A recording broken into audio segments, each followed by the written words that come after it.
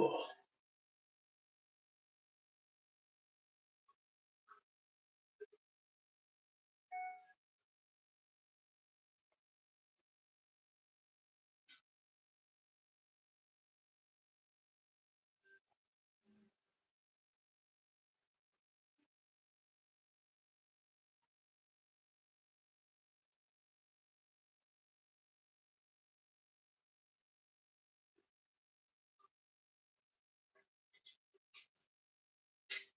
right, let's start. So feet together. That's good. Stick them out.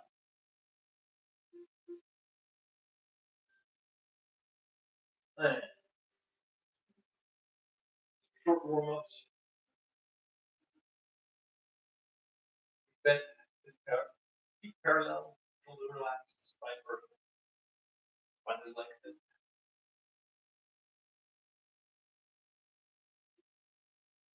Breath into the belly.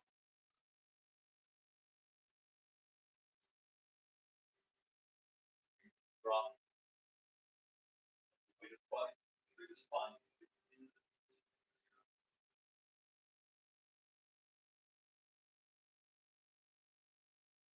Bend forward. Straighten the leg. Pull. Roll.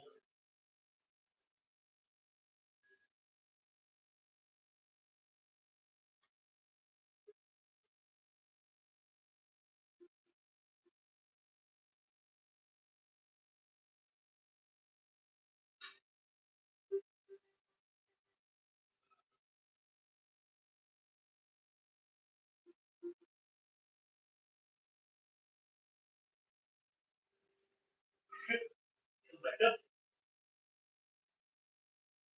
Kidneys back.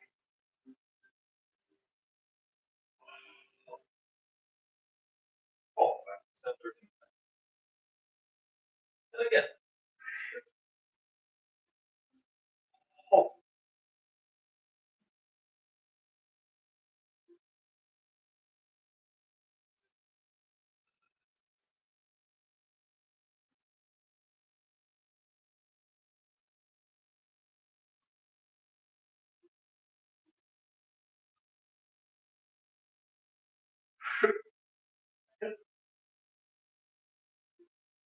Kidneys.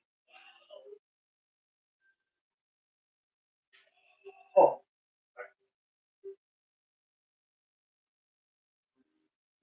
And again. Like this. Hold. Down.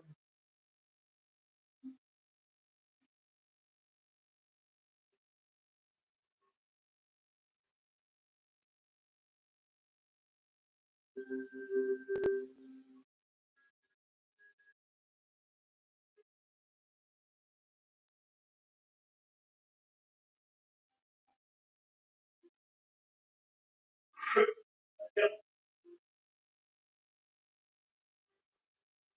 Back.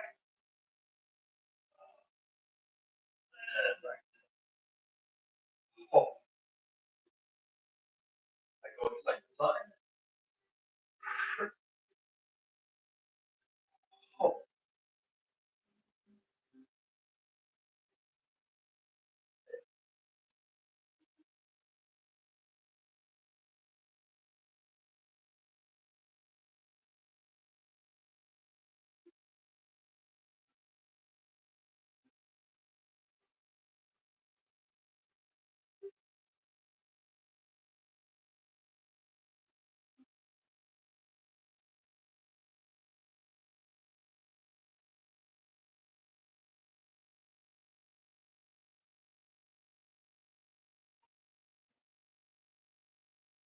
Back to center. Good. Kidneys.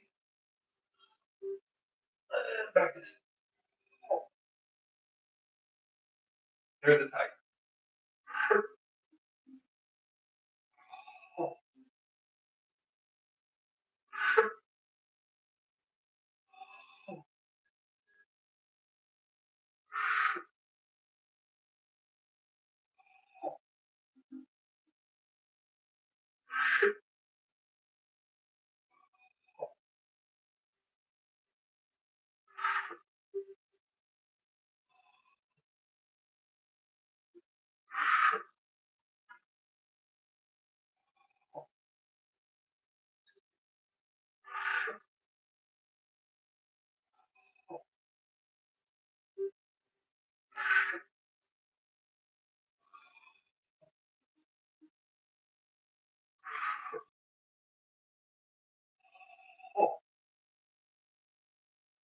motion.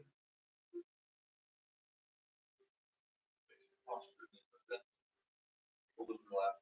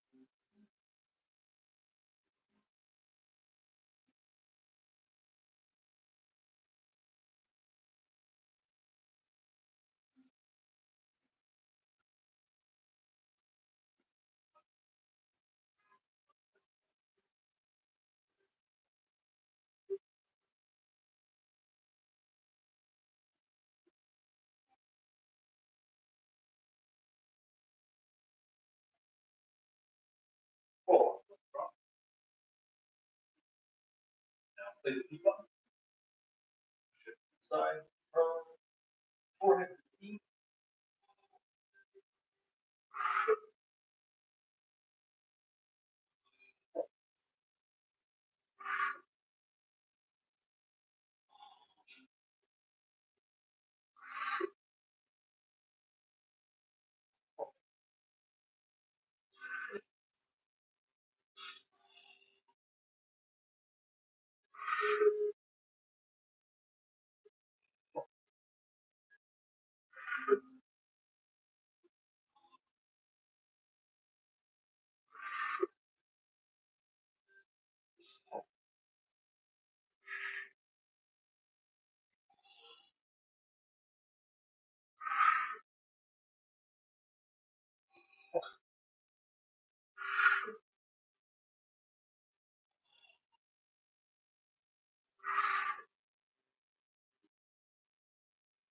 Forward.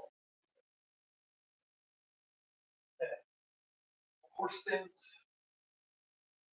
Squat. Push the knees apart.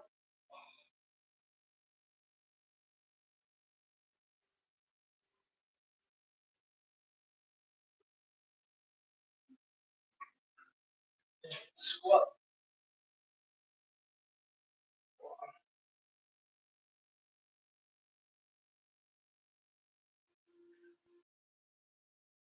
Shift.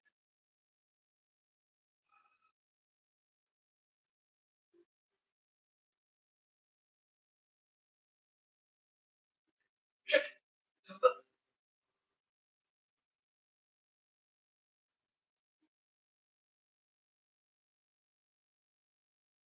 lunge.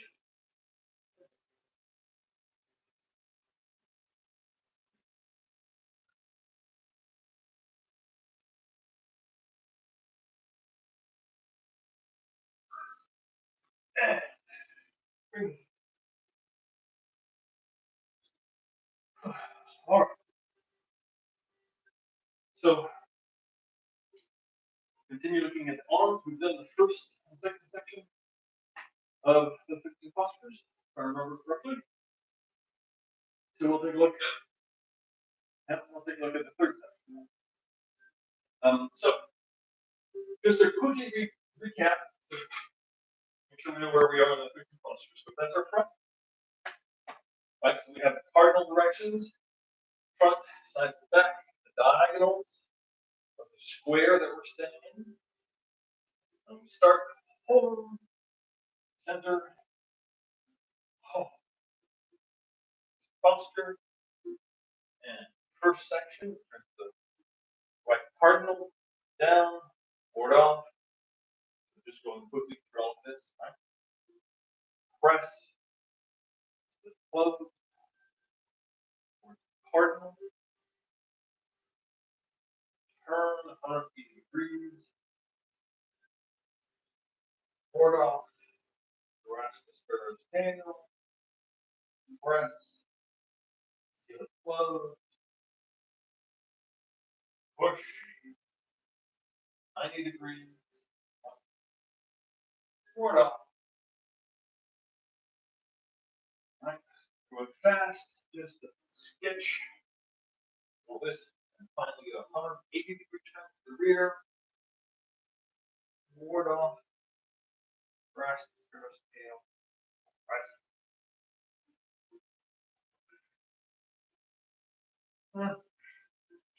Second section, 90-degree turn, drag down, brush knee, split the deep, followed by 180-degree turn to the other side, down, brush knee, split the deep, 90-degree turn to the rear, down, brush knee, keep up, followed by turn to the front, right down, brush knee, keep up, which now takes us to the third section. So this is a turn where the foot goes to the cardinal, and we now face the rear diagonal. Drag down, see, and then we step through for a twist joint. Right, so that's we've already looked at the drag down is exactly the same as the one that starts in the second section. Right? So this is exactly the same with hand position. Exactly the same drag down.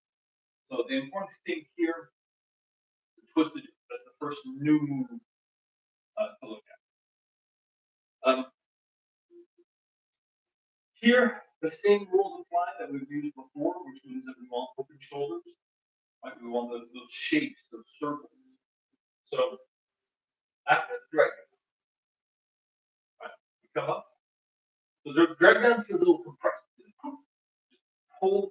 These are fairly closed joints. Push. So one of the first things we want to do on that shifting is open. And you can see that already you're creating those rounded structures as you step through.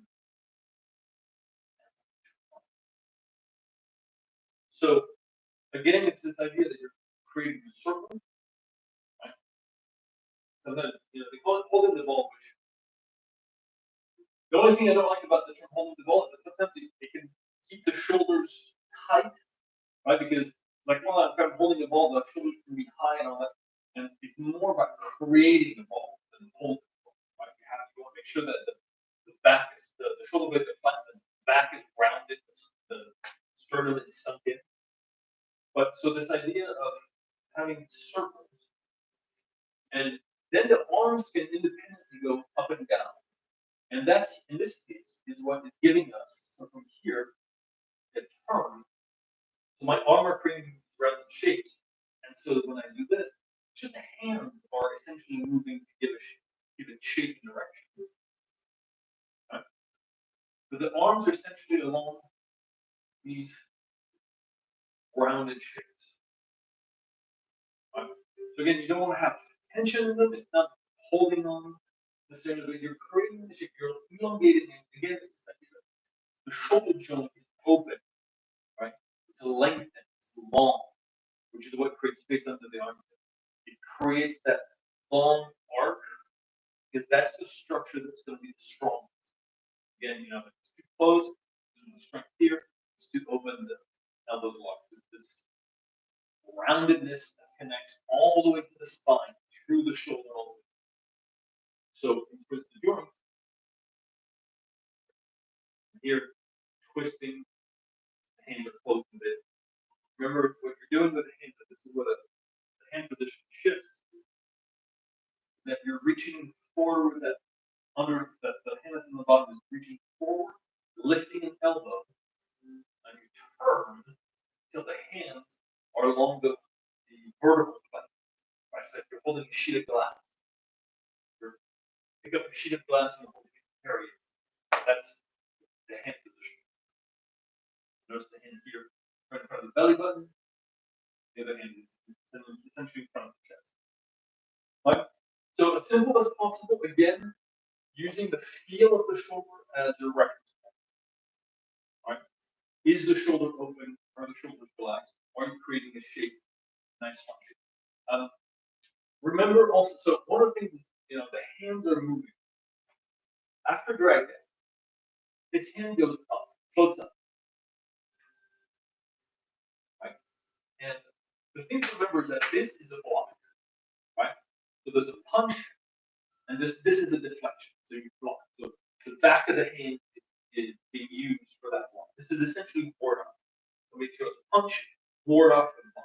And then as you step in, see this front hand, what it's doing is wrapping around the punch, which is on top of your wrist. You blocked it.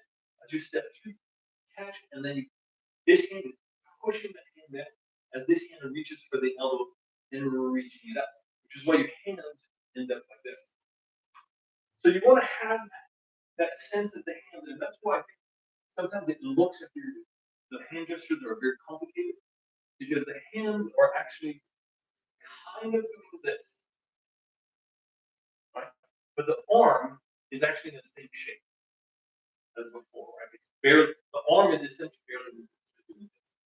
Going here, here, the other hand that was down here, simply is going here, here, right? So the arms are just doing this. The simple move as possible. But because the hands are actually doing something, you're wrapping around, it adds an emphasis to the movement. It makes it look like you're doing something more. It's because you're wrapping your hand, you're blocked here, and now you're gonna wrap. Block, wrap. So then you can push that. Right? So it makes the whole movement look good. And when you're doing it by yourself, nice and soft and gentle, it's perfectly fine to kind of emphasize kind of having the hands move and open, right? Having the wrists nice and soft and open, and the fingers. Right? You want to feel that you're creating these circles, these spirals that you're drawing. So you don't want the arms to feel stiff, right? It's not about you want to have the sense that you're drawing, you're literally captured something and you're drawing into this spiral that you're creating. Right? But so that's what the hands, the motion, there's liveliness, I guess, in the hands. There's liveliness in the wrist. That's the important part. The arms are simple. Simply create the arc, connects the back to the wrist. The wrists are alive because you're blocked and then you wrap, bring the hand. Right? So drag down, up, and then stepping through for elbow strike. So come up, twist the joint, and then step through, rise up, turn the hand, step up. Here, here. Because elbow strike has two phases. Right? The thing to remember is elbow strike is a variation on rollback. It's a rollback that ends up with yang expression. So the first half, the first part, after you twist the joint, the first half, this is the deflection. Right? So all of this, the deflection. This is the deflection here, and then rising up. And now we're going to have to prepare for the next phase, where we turn the hand, make a fist, step. The fist is loose, right? So there's no tension in the hand. But you want to have that sense of deflect, bring it up, and then turn, make a fist. Right? So there's a shift in, right? There's a shift in the quality of the energy. Deflect, oh. Yin, yang. Yin, yang. Yin, yang, right? Circle, straight line. Circle, straight line. Again, not going out here, blocking so that somebody's coming into the other. Circle, up, like, okay. So the hand sweeps, turns, this. Sweeps, turns, this. And the other hand, the left hand, right, we're here, turn, come up. The other hand essentially doesn't have to move because we've done right now, twist the joint. So your left hand is already here. So all you're really doing is actually stepping into that hand. The hand stays here. Elbows up, you want the horizontal.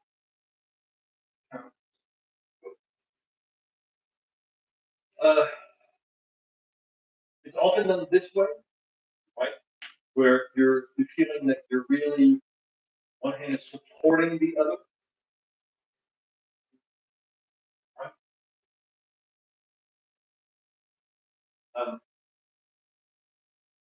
Right? My personal belief is that this structure here doesn't make any sense. So it's not about the rear hand supporting the elbow. That doesn't make sense. It's the rear hand is controlling your opponent's arm. Which is why when you come up here, you can just gently rest your hand, your rear hand, so the left hand in this case. Just let it gently hang on, essentially on your knuckle. Right? So the palm of my hand is on my knuckle. The hand is relaxed, so the palm of the cup. And the thought is, if somebody comes up here, I deflect. I want this hand to be here present and controlling my opponent's arm. As he threw a punch, I deflect him, right? Whether it's a kick or a punch, I deflect it. I want this hand to be here controlling the attacking arm. So in the form, we're going to do this to remind ourselves that his rear hand is on a fist, on your opponent's fist, which is why you don't have to worry about lining up perfectly together. Because if you think of the application, if you just deflect and then you don't somehow control your opponent's hand, if you punch, you deflected it, okay, now what?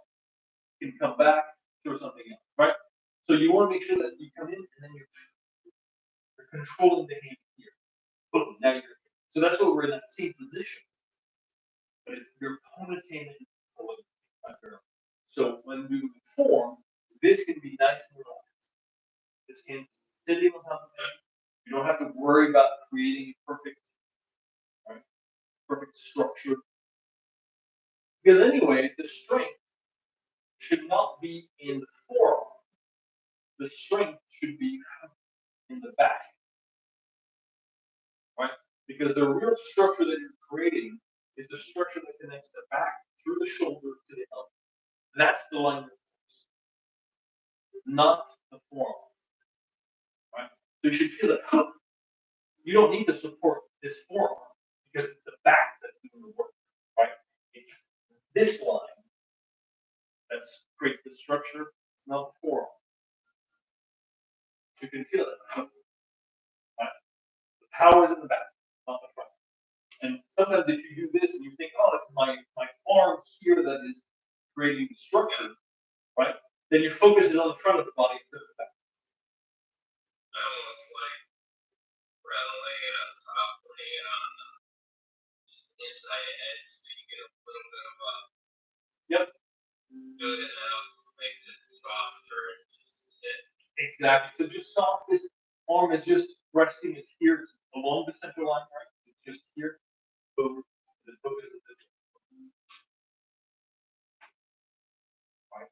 And the power again is the back through the shoulder to the elbow.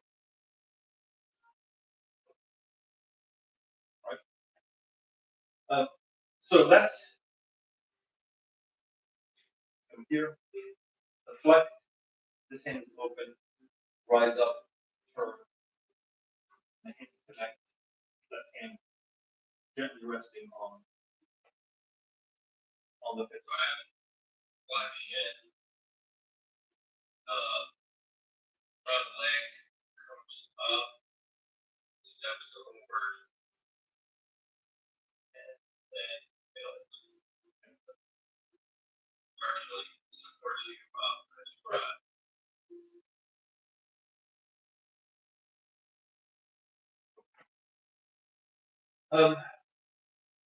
We'll see that we're gonna do different versions of the elbow strike, right? This one is towards the bottom. It's a deflection of the it's a protection of the lower body. We'll also see the first one where it's up, and the second one is along the horizontal. So it's the same idea of deflection, right? Turning into the sharp elbow. In this particular case, right here, that turning, so we're here, something comes at you, that's the and for me, the most vivid way of remembering this is, can you hear for 1075 that kicking in the family jewels, the best way to protect it is here. That's what you're doing. So you're using the front, the inside edge of the arm this time. So the deflection is here, inside edge. It's not the outside of the arm, it's the inside of the arm that is deflecting. And then you come in for the elbow.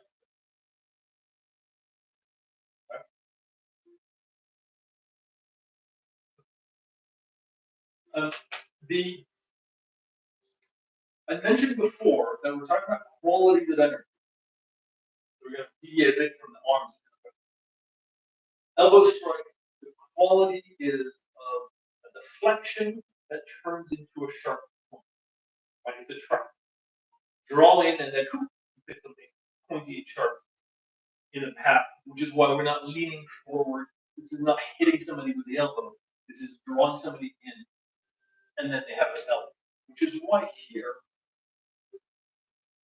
bring the knee up. Because elbow strike can also be done with the arm, but done with the left. Right? If this was a kick, right? If this truly was like a kick to the groin, you deflect here, the kick, and then you would bring the knee up. Same thing. So the knee is what you would be receiving your opponent. So in this case, you can do an elbow strike with your knee. That's the important part. Right? Deflect, knee up, he falls. You can see if somebody comes at you and goes like a heel kick. Deflect the heel kick, bring the knee up. They're being drawn in this way, and they fall into the knee, which also gives you a hint as to the structure of the entire thing. You should be able, in this position, to receive an impact on the knee without falling back. Right? So that's the quality of elbow strike. This idea of drawing in and then putting something sharp in the way so that somebody falls onto that trap. That's why I can say it's a trap. Drawing somebody in, they fall into elbow or knee. Right? So that's an important idea. And I'm pretty sure that's why it's here. It's a real vivid illustration that elbow strike is not just about elbow. You can do elbow strike with the knee. Like a kick, bring the knee up. Again, it's not hitting somebody with the knee. It's deflect, knee is up so they fall onto that knee. Right? That's the nature an elbow strike. All right. So notice also a lot of this stuff, the deflections and all that, they happen with forearms. So the hands can be nice and relaxed, right? Nice and long. You're deflecting with forearms. The hands are not really doing anything. They're just kind of open for control, especially with your. So now, elbow strike, and then we do shoulder strike, right? Then elbow, shoulder. So again, we have this curve of the arm. So on the striking side, this idea that again we're connecting the arm with the back. So it's a connection between spine, shoulder, and arm, creating the arm. Here the arc of the arm is done in order to support the structure of the shoulder. So that the shoulder you can engage the back muscles. Because you can feel that if your arm is straight, too crunched, you're changing, right, how the shoulder itself is being held. You want the shoulder to have the full support of the back muscle. So in order to do that, you have to kind of round the shoulder, right? And if I'm rounding the shoulder, so the shoulder blade is flat against the lower of the back muscles are engaged. In order to get that support, I need to create that shape, that arc, space under the armpit, and now the shoulder support. Now the power coming in here is supported, is being projected from the stable, solid supported structure of the shoulder. Right? So that's why you're going to have this arc of the arm.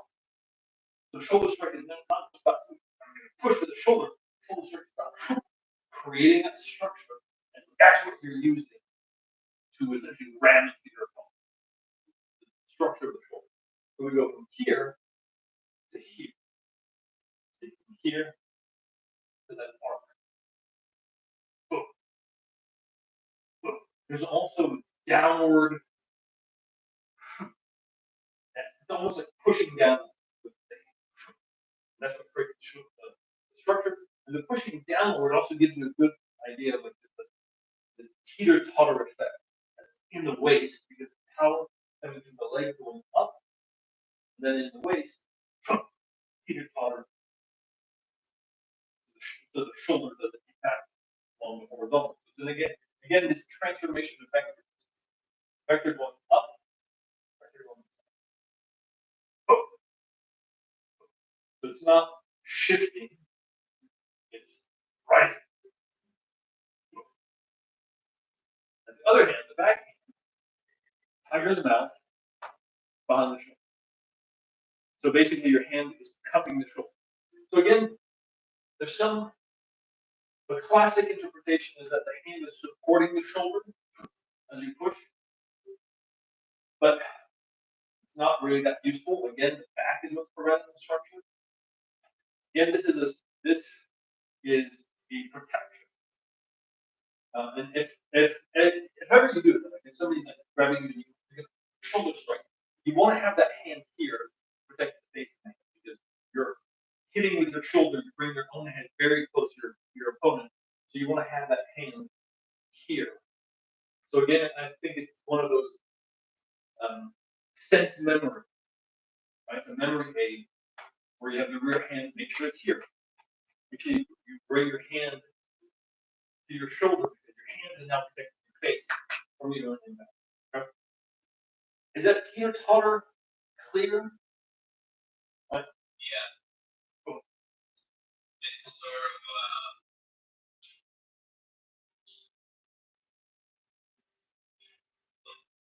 it's kind of feels like your elbow strikes through on this plane and with a hard stop. Yep. Sort of waiting. You go far away and wait for it to arrive. And then the next one sort of feels like Yeah. it comes up, but not too high. Exactly. Comes up, and then at this angle, 45-degree angle, into and down. And that exactly.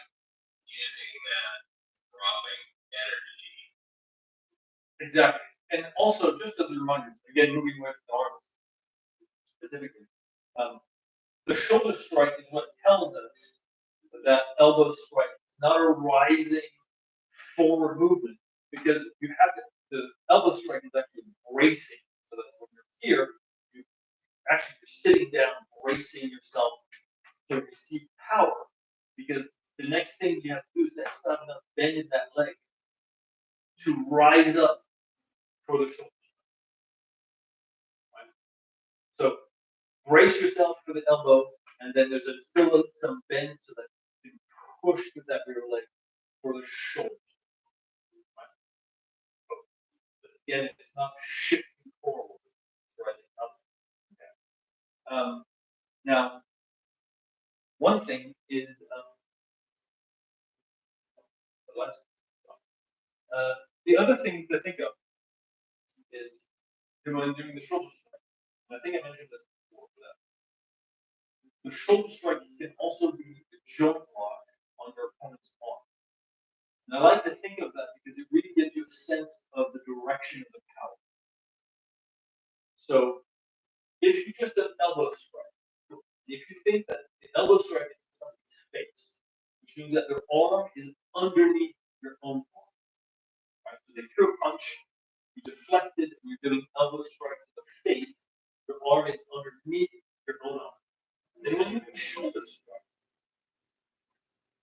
you're actually wrapping your arm over, trapping your arm under your own armpit. And now the shoulder strike is pulling them down. Right? So they threw a punch, deflected, and now you're putting pressure on the shoulder. You're using the underneath of your shoulder to pull that. So that becomes an arm lock. Is that good? Yeah, if you had blood here in contact. Yeah. Because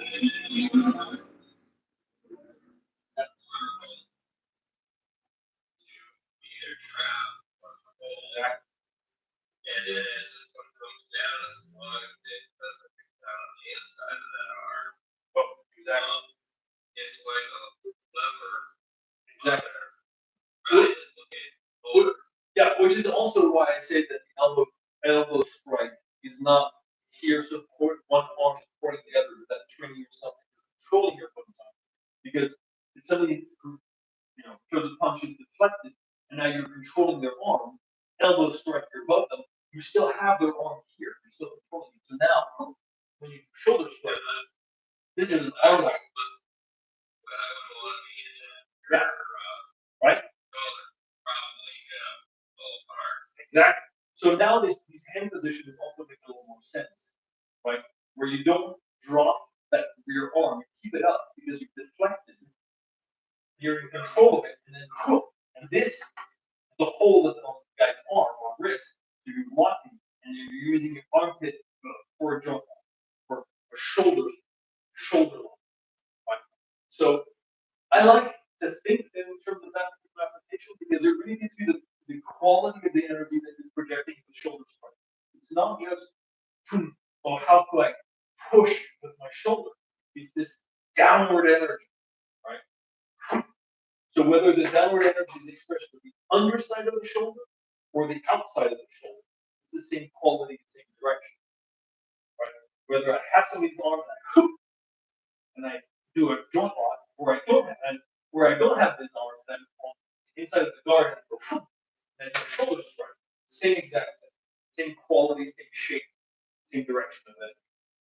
Right? So it really, and you still need the arc for the structure. You need space under the armpit, whether you're doing a shoulder strike or whether you're doing the arm. Right? So it really gives you that sense. So if you think of both applications, then the shape that you're creating makes sense for both. Right? Roundedness, openness, and then when you do it in the form, you're just doing it by yourself and simply relax all of it. Right? So you're not doing it, you're not tightening the back or anything like that. Just relax the shoulder. You still have those shapes. And the shapes are open, the shoulders are open, because the arm is curved and you have space on the armpit, there's blood flow, there's energy. So the structure itself not only does it give you strength and stability and shape, but it also creates openness.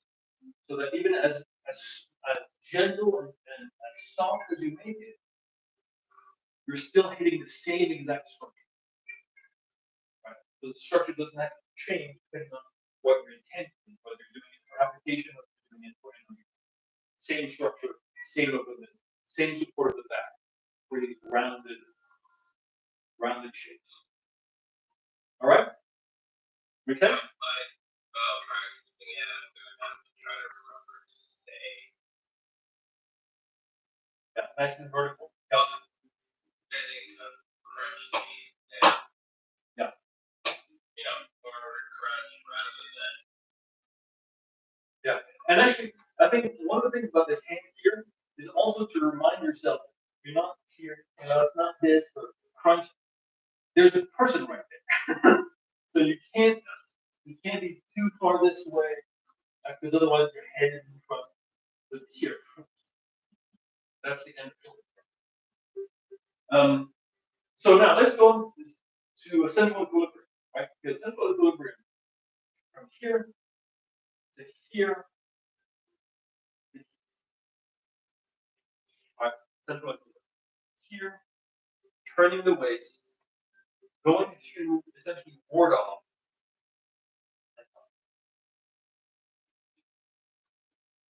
So here we have the same shapes. And notice we essentially have two different ranges, right? Either the very rounded shape or the extended shape.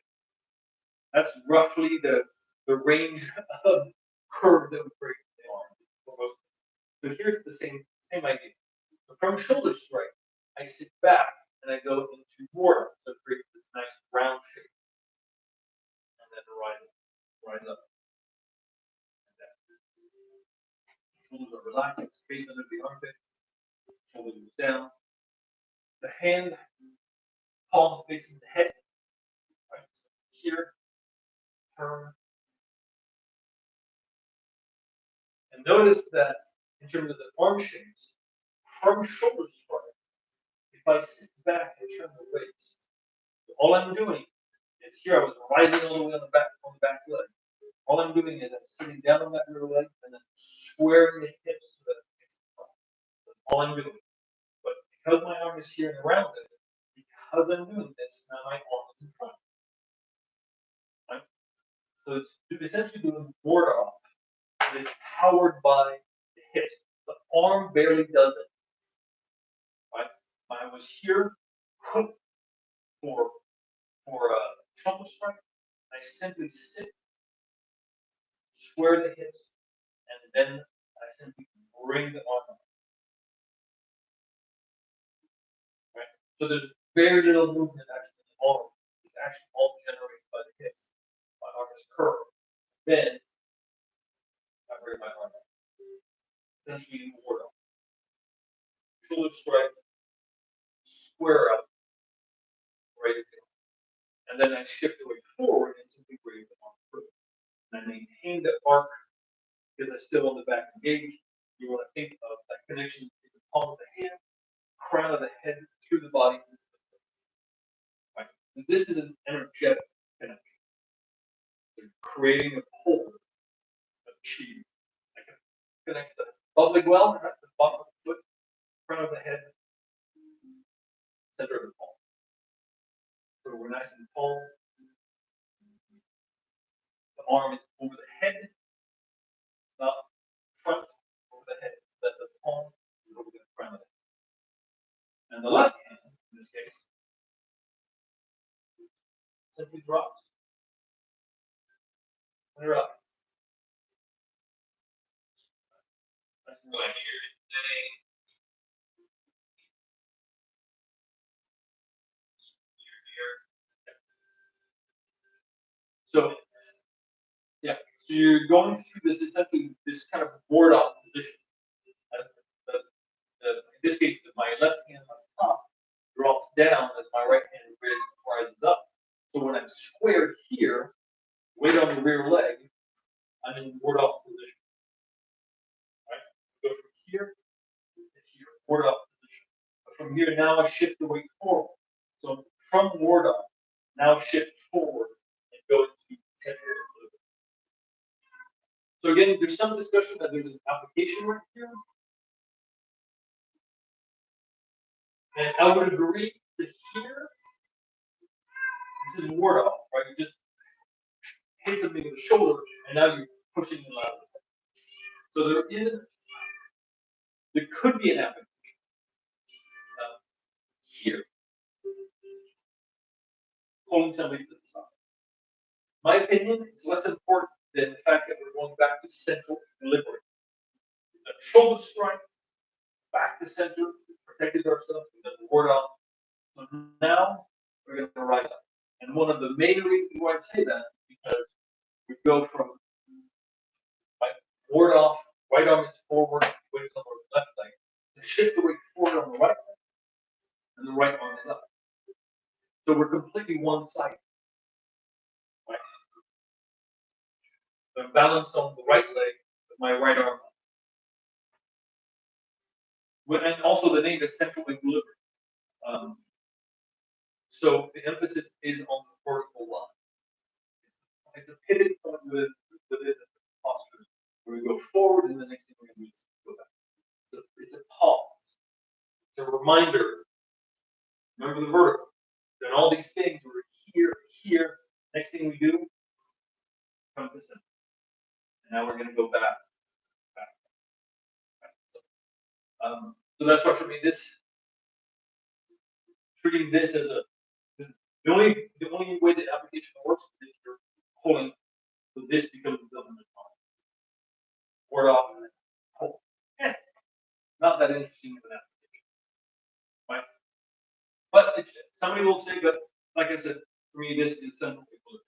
This is all about the energy. Recentering yourself. And you can really feel it when you're doing this for right, nice and soft for the energy. Bring it back to center, right? This whole thing back to center, and then extending that thumb again up and down along vertical. Now you're reconnecting to the vertical. So now, second half of the postures of this third section, right? It's fairly simple because now we're just going to do ward off, roll back. So they're all same thing. So again, from here, ward off, rounded, connected to the back, all that kind of good stuff. Roll back. Roll back is going to do the same thing that we saw for plated and roll back comes here and remember with roll back, we don't want to go too far. Just slightly past your own midline. That's it. Don't want to go back here. And the real turn is actually because you're shifting from one foot. Right? You're here, or weight on the rear leg. I take a big step, turn, and then as I shift my weight to the right leg in this case, it's that shifting that turns the body. It's not the arm that's moving, it's not moving from the shoulder, it's stepping because you stepped and that turns the body.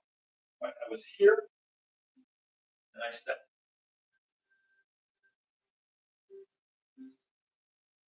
Right? So the arm simply follows.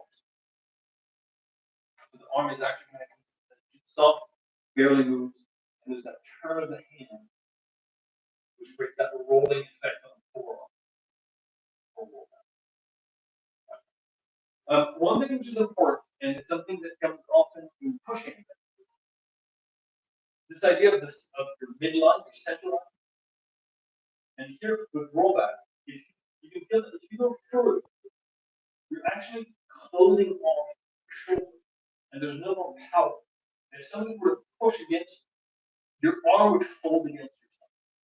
And essentially, you would now be locked. Right? So it's a matter of inches, right? Where if I'm here, this is solid. I could resist. If I'm here, now there's no more power. I've cut off the power because I've gone too far to the side, and now my arm will just fold against itself. So that's that's the feeling that you want to find in this rollback. The same way that ward off, here you're looking for that sense of connection where this is strong. You feel like, okay, this has to resist power from the rear leg through the hips, up the spine, through the shoulder, all the way to the wrist. You feel, okay, this is, I can resist. Roll back here.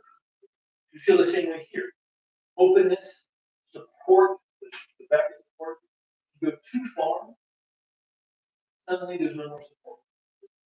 Suddenly all of this collapses and push against it. So it's a different feeling, but it's really important because if you can really get that sense, like, that inch of difference between here and here. This is closed, this is open. Here I can push that, here I can. Right? So again, it's your own body is telling you how to do the move correctly. That's the feeling you want to have. Right? So roll back into here. This is wrong. This is correct. And it's the way that my particular body is done. So it's not a matter of saying, well, how many inches to the left or to the right of my arm. It's where's my shoulder? When is my shoulder being supported by the back, and when is it not? When do I lose that support? Here I don't have the support anymore. My arm, my joint is collapsed. Here the joint is open.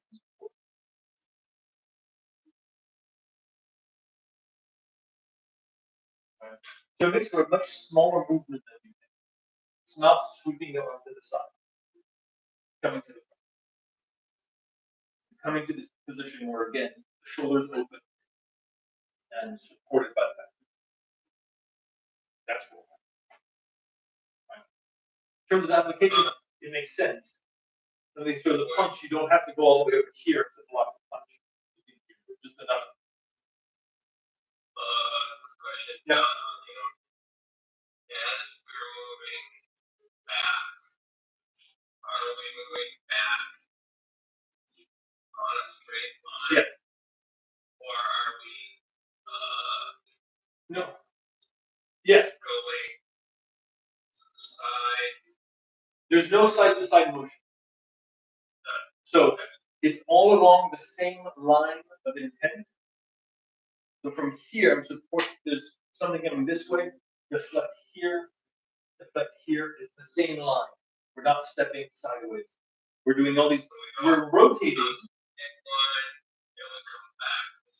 Yeah, exactly. You're staying in that same line. It's all on the same diagonal, just walking it. And it's the same action in the front. This is the thing about the third second of the 15 postures. It's along that same line of intent. And it's this kind of driving line, and then same line, like walking a plank. Because it gives you that sense of the driving energy forward and the root or the driving energy, absorbing energy. That gives you, I know we're talking about arms, but that gives you placement for feet. Yep. Having to search around. If you can feel out here, it's all random placement until it locks into exactly.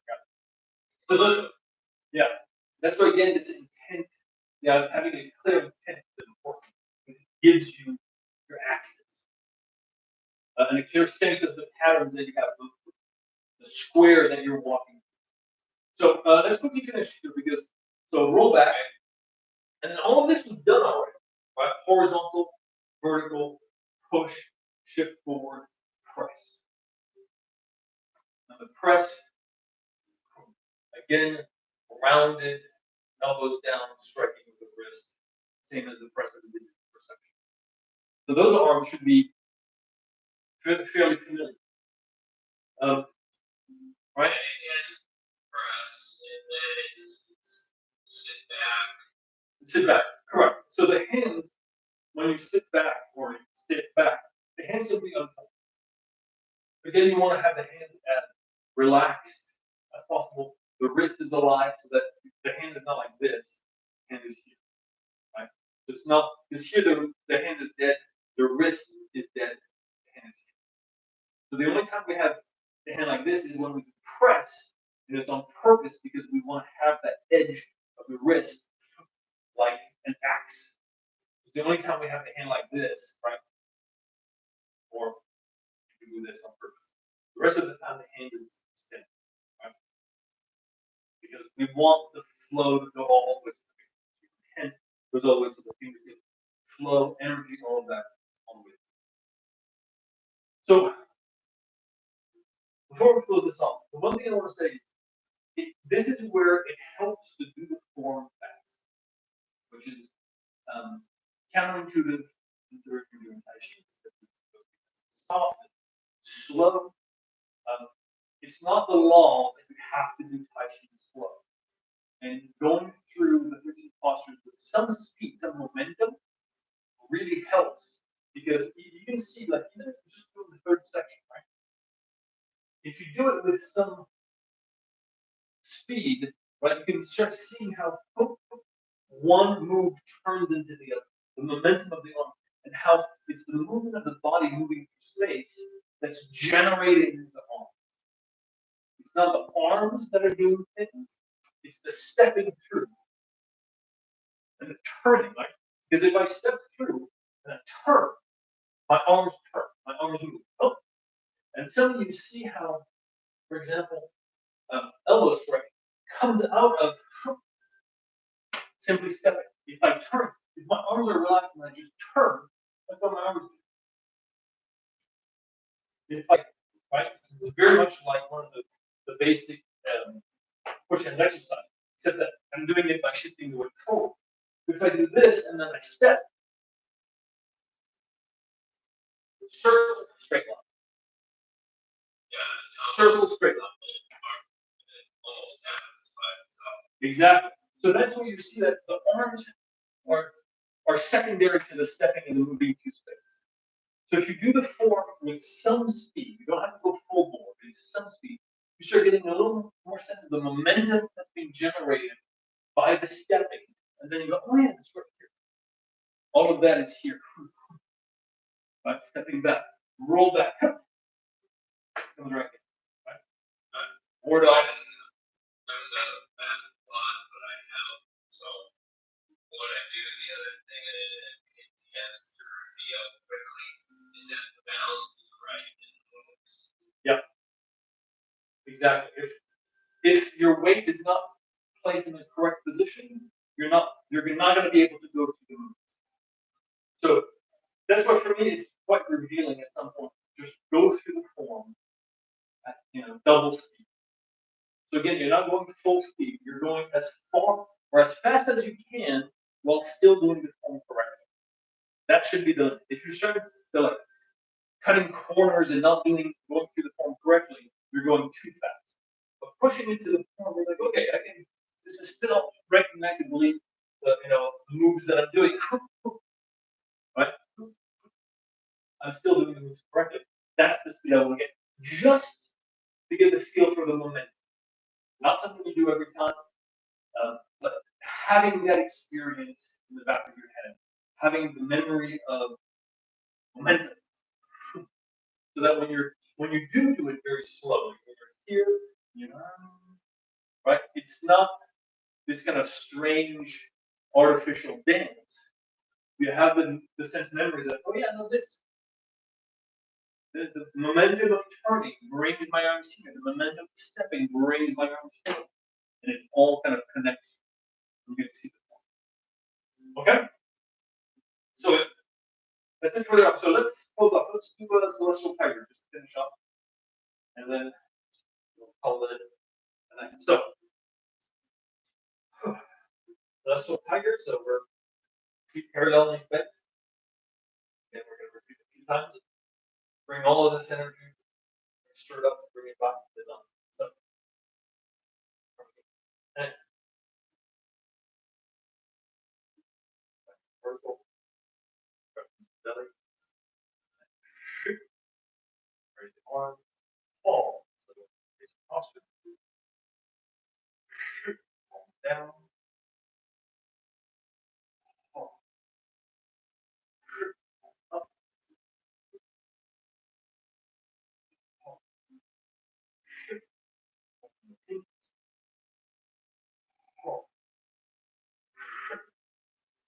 arm, hold up. Back. Forward. Arms up, chest up, and back. Kidneys. Hold. Up. Hold. Exhale, hands across the front. And down.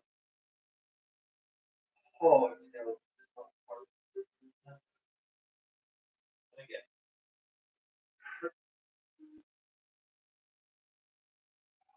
Hold.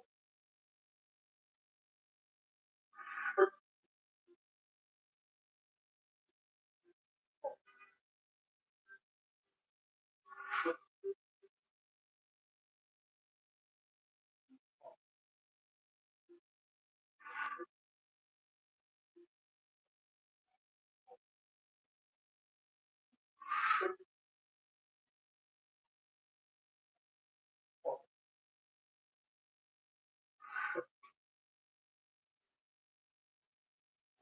Hold.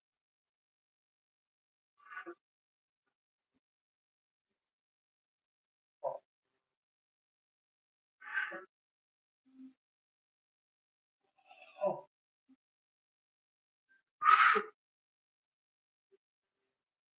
Hold.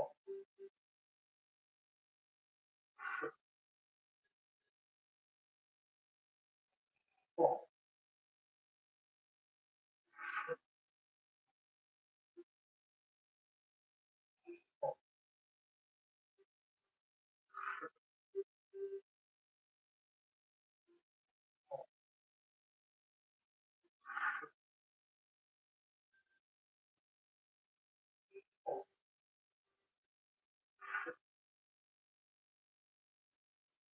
Hold.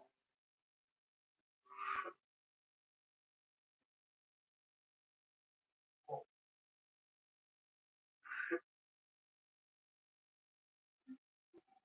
Hold.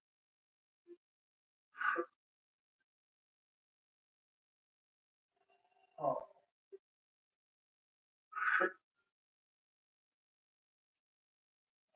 Hold.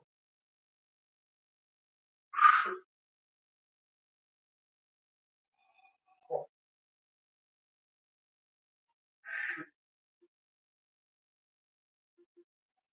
Hold. Both arms. Hold your hands on the belly.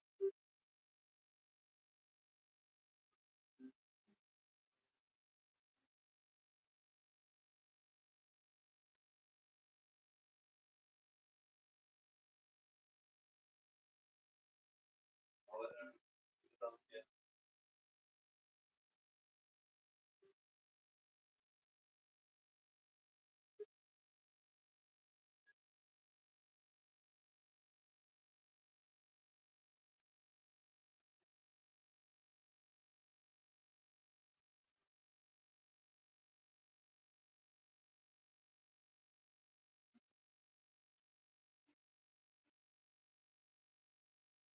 Feet together.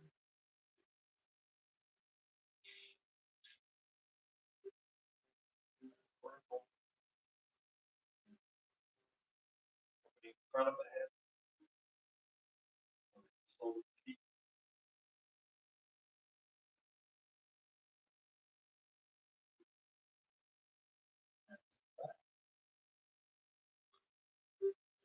All right. So now we've done arms, legs, feet, directions. So for the next couple of classes, we'll just do the posture. Nice, the longer warm-ups. We'll just go through the posture over and over again for a little while, just to have a chance to move through it and resettle into the body. All right, good. So, thank you, Dr.